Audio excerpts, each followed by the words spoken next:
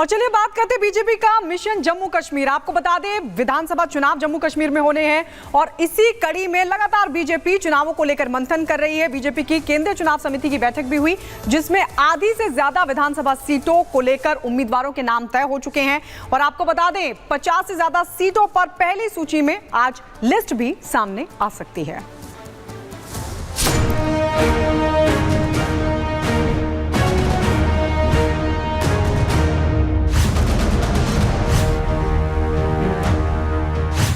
जम्मू कश्मीर में विधानसभा चुनाव का ऐलान हो गया है।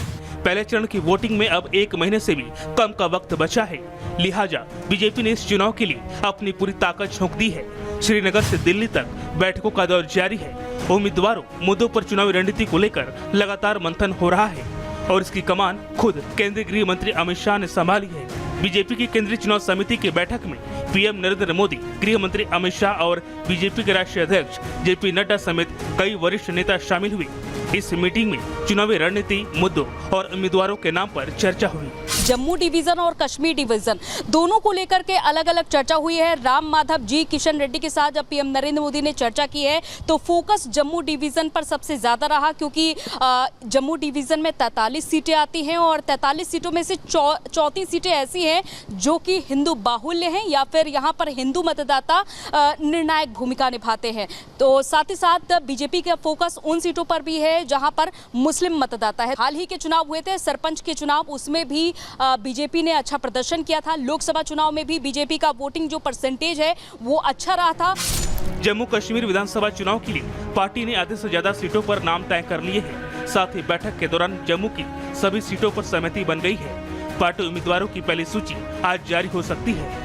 50 उम्मीदवारों के नाम पर मुहर लग चुकी है। अब देखना होगा कि किन किन नामों को फिलहाल किन किन नामों का ऐलान किया जाता है, क्योंकि ये बताया जा रहा है कि जम्मू कश्मीर में उन प्रत्याशियों को इस बार टिकट दिया गया है जो काफ़ी ज़्यादा अपने क्षेत्रों में एक्टिव रहे हैं, सोशल मीडिया पर एक्टिव रहे हैं और साथ ही साथ धारा 370 जो बीजेपी का अहम मुद्दा है उसको भी बीजेपी ने राष्ट्रवाद के तौर पर यहाँ पर प्रचार उसका किया है। बीजेपी ने एक बार फिर राम माधव पर भरोसा जताया है।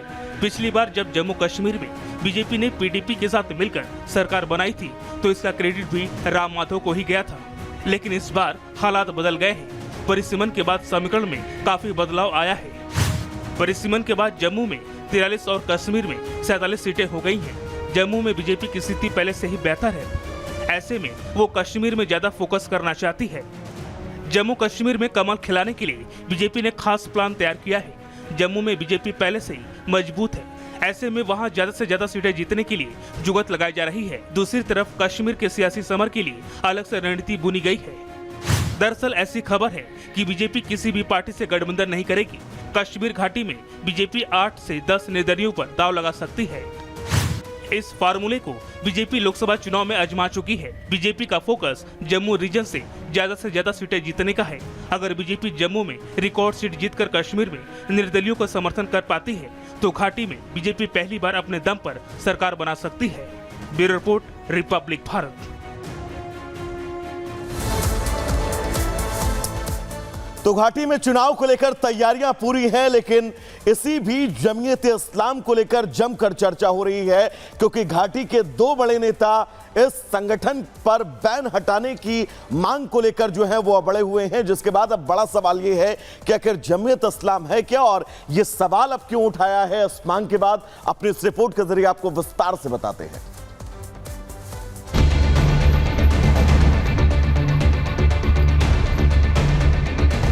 गवर्नमेंट ऑफ इंडिया को जमात इस्लामी के ऊपर बैन हटाना चाहिए। वो अपने सिंबल पे कैंडिडेट उठाएं, अपने पार्टी जमात इस्लामी के नाम पे कैंडिडेट उठाएं। नेशनल कॉन्फ्रेंस जानती है कि उनकी राजनीतिक जमीन जम्मू कश्मीर में खिसक चुकी है। घाटी में 10 सालों के बाद चुनाव होने जा रहे हैं। सभी पार्टियां अपना अपना दम भर रही हैं, लेकिन जम्मू कश्मीर में चुनाव का ऐलान होते ही सियासत तेज हो गई है।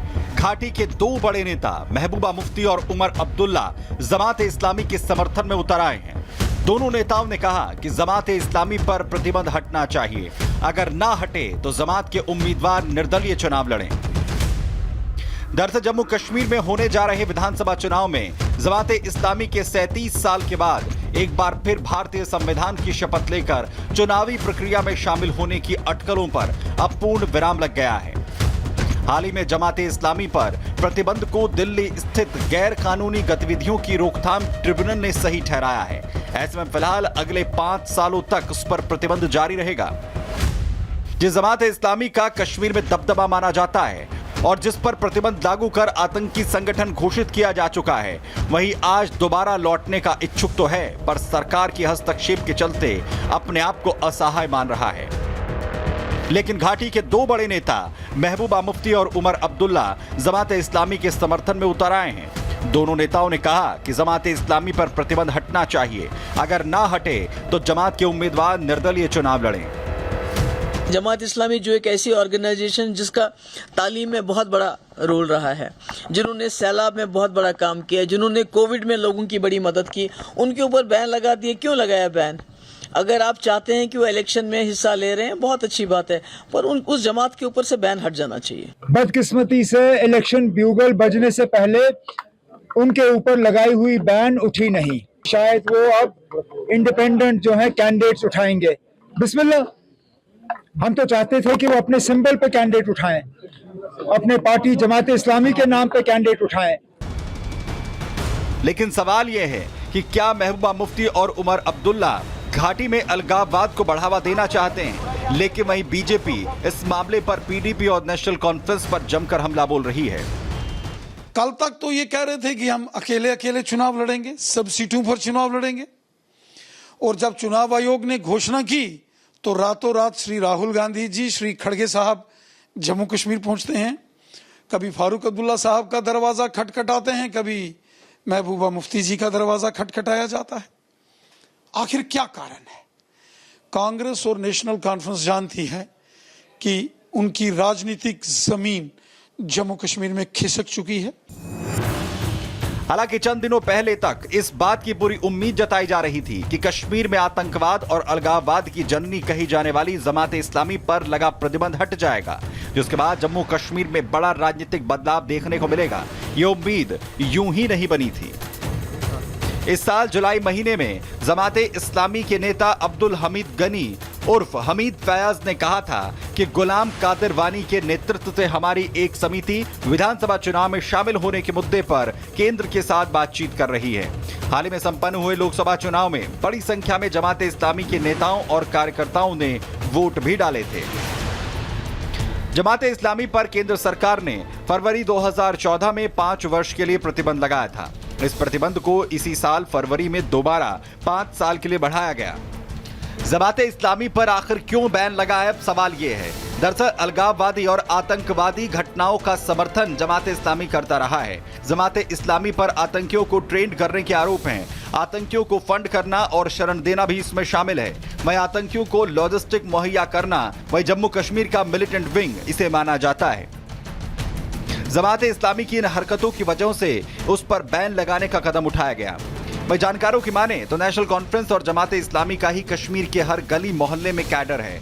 आज से 3 दशक पहले तक शायद ही कोई ऐसा परिवार हो जिसका संबंध जमाते इस्लामी या फिर नेशनल कॉन्फ्रेंस से ना हो। दोनों एक दूसरे के धुर राजनीतिक विरोधी रहे हैं। जमाते इस्लामी 1987 के चुनाव तक जम्मू कश्मीर की चुनावी राजनीति का हिस्सा रही। उसके बाद कश्मीर में चुनाव बहिष्कार के अभियान की यही सूत्रधार भी रही। कश्मीर में सभी आतंकी और अलगाववादी संगठनों के कैडर का लगभग 95% जमात की पृष्ठभूमि से जुड़ा हुआ है। वहीं ऑल पार्टी हुर्रियत कॉन्फ्रेंस में सैयद अली शाह गिलानी जमाते इस्लामी के प्रतिनिधि के तौर पर शामिल थे। लेकिन एक बार फिर आतंकी और अलगाववादी के समर्थन में घाटी के बड़े नेता खड़े दिख रहे हैं। तो ऐसे में सवाल ये कि क्या वोट बैंक के लिए आतंक का साथ देंगे मोदी विरोधी? Bureau report, Republic Bharat. और अब अगली खबर मध्य प्रदेश से है। मध्य प्रदेश का भिंड जिला, जहां के कलेक्टर साहब अक्सर अपने बयानों को लेकर सुर्खियों में बने रहते, लेकिन इस बार वो अपने तेवर को लेकर मुश्किलों में फंसते हुए दिखाई दिए। असल में अस्पताल के मरीज के तीमारदारों से उनकी झड़प हो गई और फिर कैसे मरीज के परिजनों ने उनकी क्लास लगा दी, इस रिपोर्ट में आपको दिखाते हैं।